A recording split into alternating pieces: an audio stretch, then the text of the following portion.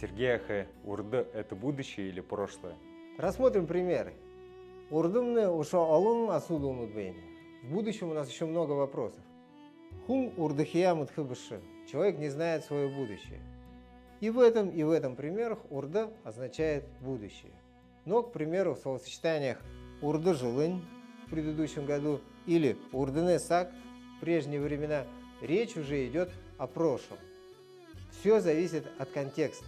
С точки зрения бурятского мировоззрения человек окружен временным пространством. Нет такого, что прошлое бесследно прошло, а будущего еще не существует.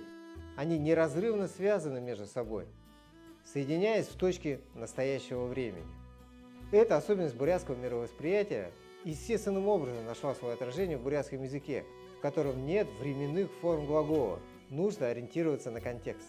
К примеру, «ошана» может означать «и идет», «и пойдет». «Ерыва» – это «и пришел», «и придет». Это были глаголы, теперь причастие. Все знают, что «ява» – это «и ушел», «и уходит». «Шадаха» – это «и может», «и сможет». «Гукша» – это «и сидел», «и сядет». Весь бурятский язык состоит из подобных примеров. Всегда нужно ориентироваться на контекст. Но возникает вопрос, откуда же тогда в грамматике бурятского языка появились временные формы глагола? Отвечаю, из грамматики русского. Поэтому к нам на курсы часто приходят люди буквально с кашей в голове после изучения общепринятой грамматики бурятского языка. Но в течение нескольких занятий нам удается поставить все на свои места.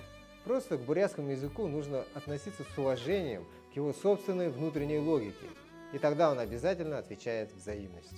Друзья, смотрите наш онлайн-курс, приходите на очные занятия, информация в описании.